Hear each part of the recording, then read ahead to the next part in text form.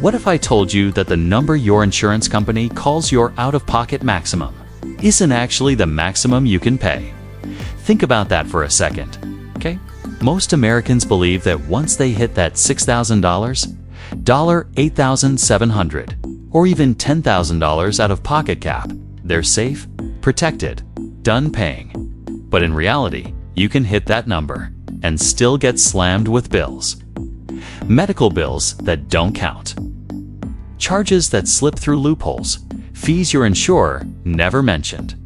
Costs that sneak in from out-of-network providers you didn't even know were out-of-network.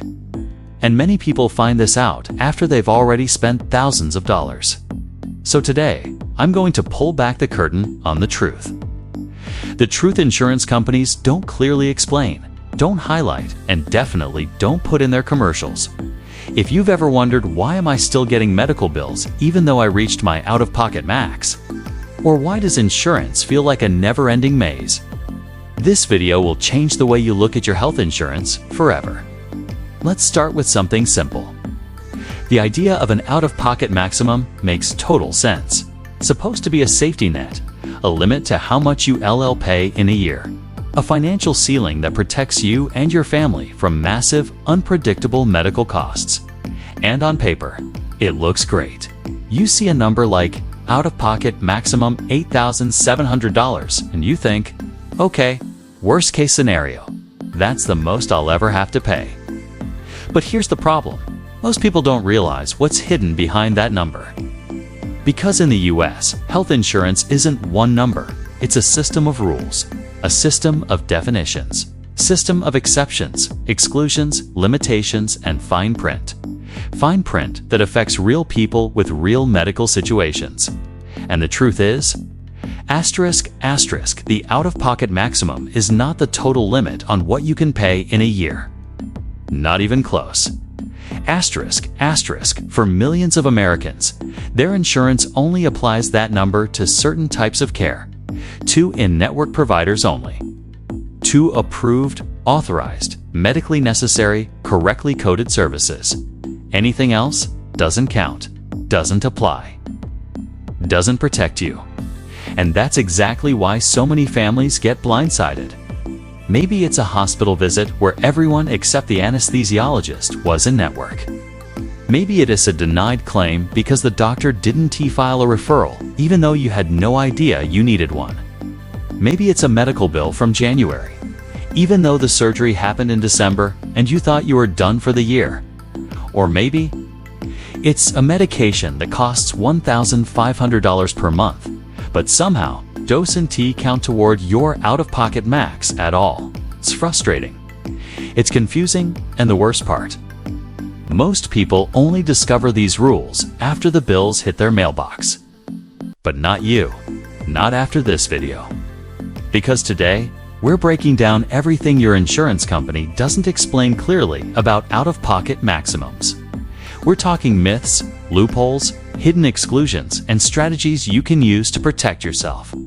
By the end of this video, you'll understand why the number printed on your insurance card is not the full story, why people end up paying thousands more than expected, what costs do and don't count toward your UP max, how out-of-network care breaks the entire system, how-tos, timing, planning, and knowledge to save money, and how to avoid getting blindsided by surprise bills.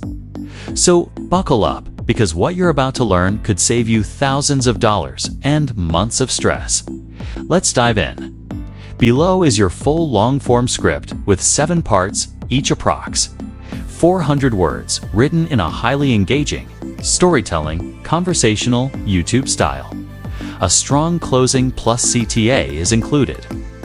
When you first hear the phrase out-of-pocket maximum, it sounds like the most comforting part of having health insurance.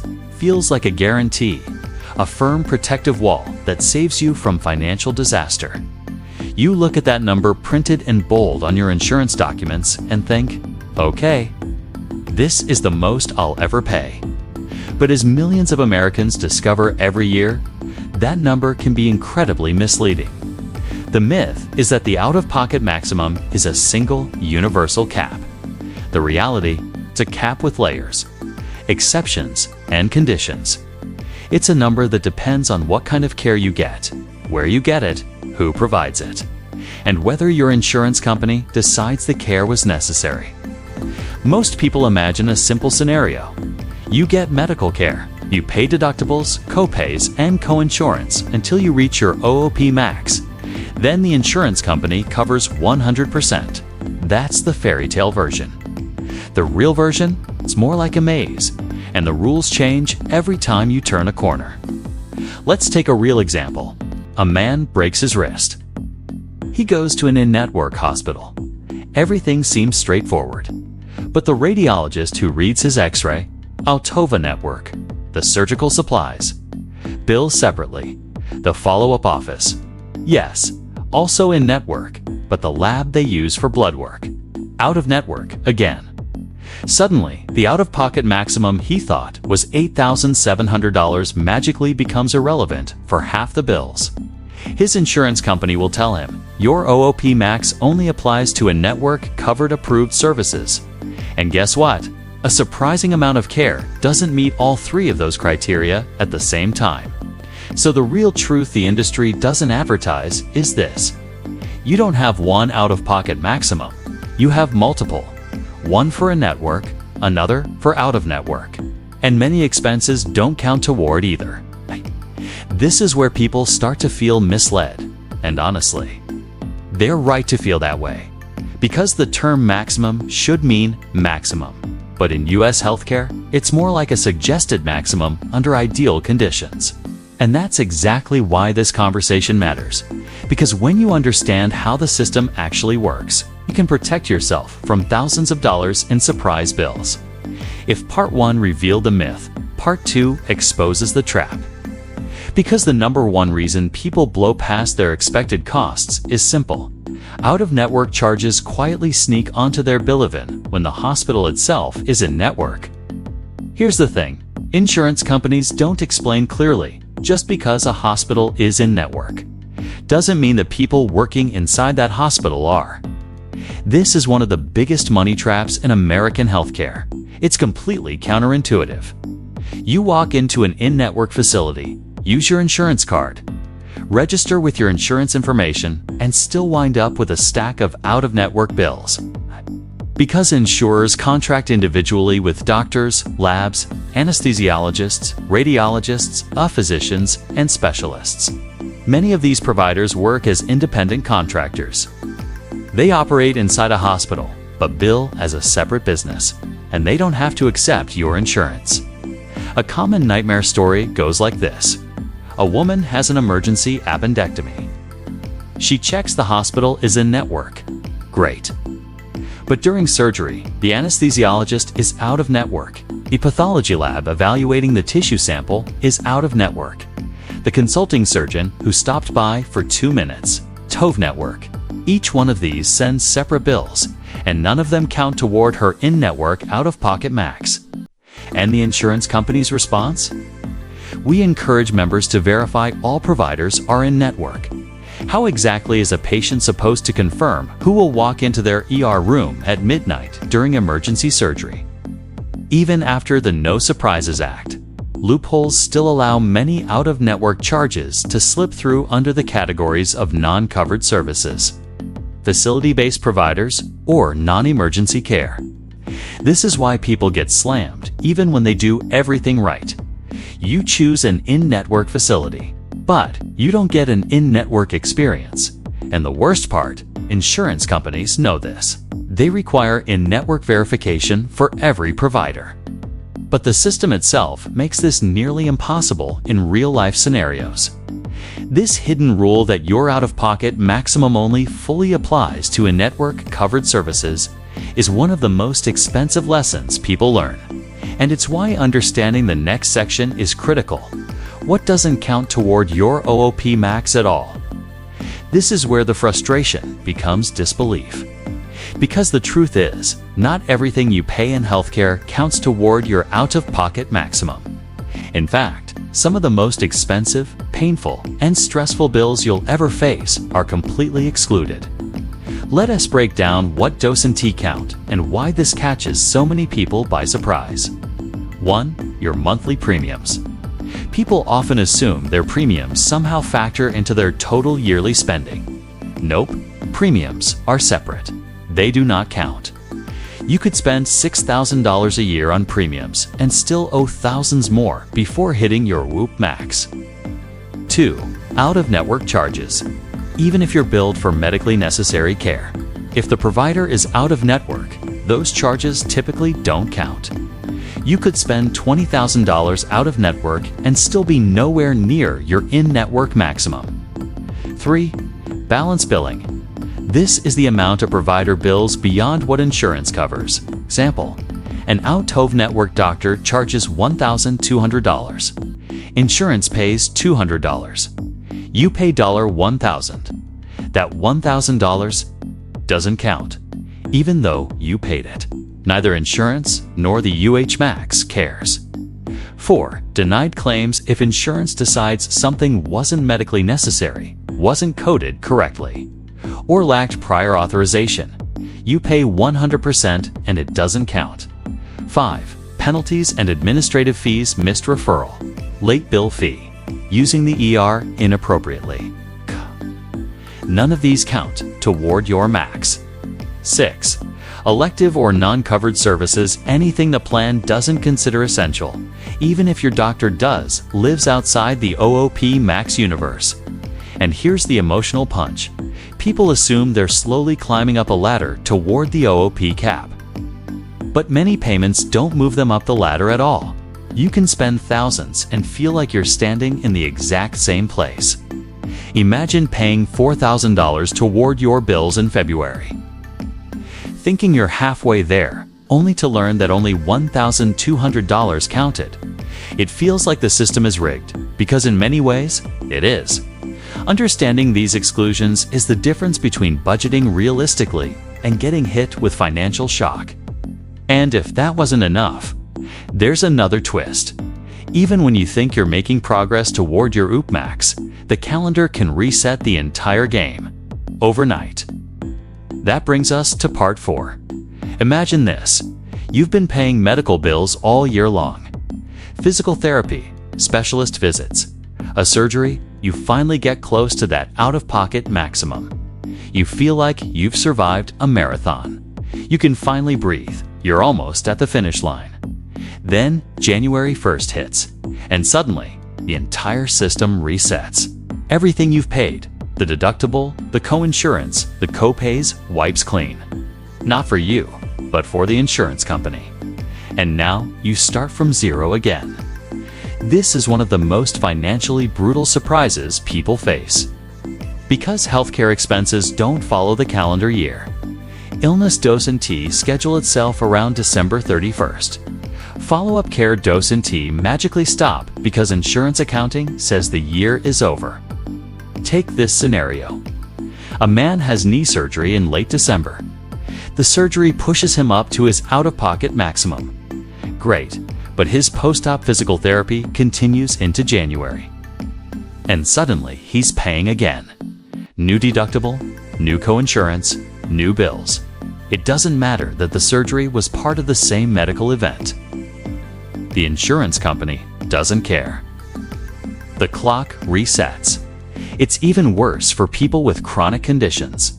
They hit their deductible in March, get a few months of lower costs. And by the time they catch their breath, December rolls around and they're staring down another reset. And here's something most people don't know. Some employer plans don't run January-December. They run on a policy year, maybe July to June, or October to September. If you switch jobs, a reset happens again, even if you switched on December 15th. If your employer switches insurance carriers, another reset. If you move from an HMO to a PPO, reset again.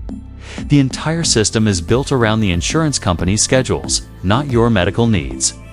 And unless you know this, you can make extremely expensive mistakes like scheduling procedures at the wrong time of year. But even if you avoid timing issues, the system has more tricks up its sleeve. Because long before you ever reach your OOP max, you're forced to go through deductibles, coinsurance, copays, and specialty fees, all designed to slow you down. The U.S. healthcare system is built on layers. Layers that most consumers fully understand until they re-neck deep in medical bills. And each layer is designed to do one thing: delay the moment the insurance company starts paying in full. Before your out-of-pocket maximum even becomes relevant, you have to pass through the toll booths of the healthcare system. 1. The deductible. The first wall. This is the amount you must pay entirely out of your own pocket before insurance pays anything meaningful. Many deductibles are now $4,000, $7,000 individual, and $8,000, $14,000 for families. Until you hit that number, you're paying 100%. This alone prevents most people from ever getting close to the OOP max. 2. Copays, small fees that add up $25 Australian dollars. Visit here. A $50 specialist visit there. A $250 emergency room copay. Individually, these might seem manageable, but over a year, they can snowball. And yes, some copays count toward your OOP max, some don't. Depends on your plan's fine print. 3. Coinsurance, the percentage trap. This is where people get blindsided the most. After meeting your deductible, you don't suddenly get free healthcare. You enter the coinsurance phase where you pay a percentage of the cost. 20% of a $2,000 MRI, $400. 20% of a $30,000 surgery, $6,000. 20% of a $120,000 cancer treatment bill, $24,000. Suddenly, your OOP max is right around the corner, but the system will squeeze every drop from you before you get there. 4. Tiered services and specialty fees. Not all care is equal. Specialist visits cost more. Visits cost even more. And specialty drugs often cost the most. Thousands per month in many cases. Each tier is another financial hurdle. Here's the unspoken truth. The system is designed so the majority of people never reach their out-of-pocket maximum at all. They get stuck in the deductible and coinsurance stages, paying just enough that insurance benefits rarely kick in fully. And even when you do get close to the OOP max, there's another sneaky barrier that can push you back to square one. Prescription drug loopholes. Let's talk about those next. Prescription drugs are one of the most confusing and financially painful parts of the U.S. insurance system. And when it comes to your out-of-pocket maximum, medications are where the biggest loopholes often appear. Here's what the insurance companies don't say loudly. Your drug spending might not count toward your OOP max at all. Let's break down the traps. 1. Pharmacy benefits versus medical benefits. There are different systems within your insurance plan. One covers drugs you pick up at the pharmacy. One covers medications administered in a doctor's office or hospital.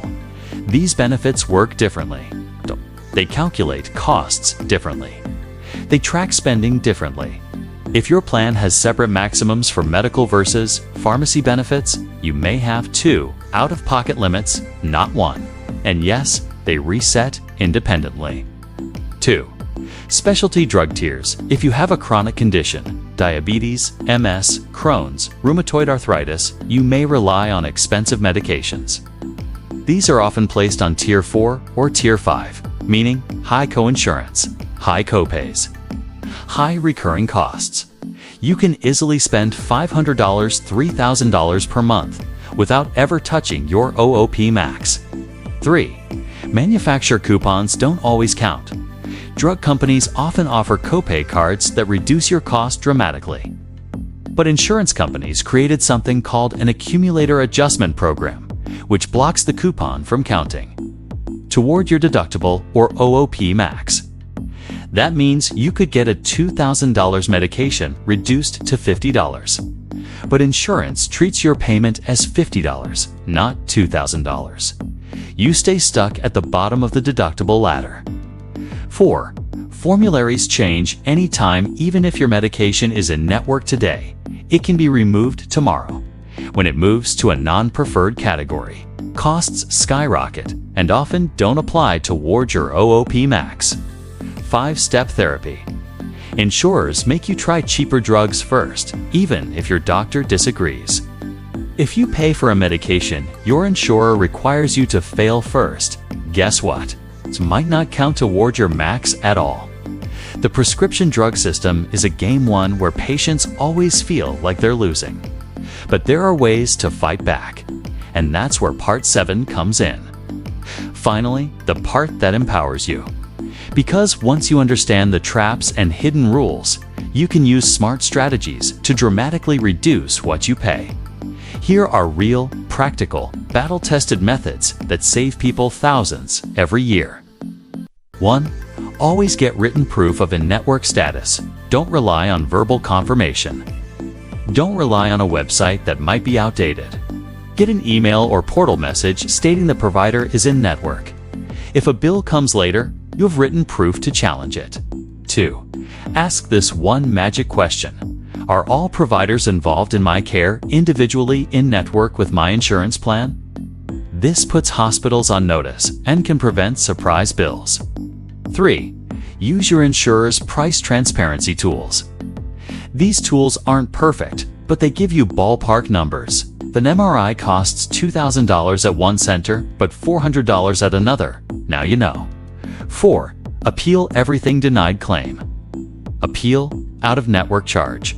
Appeal coding error. Appeal. More than 50% of consumer appeals are successful because many denials are automated. 5.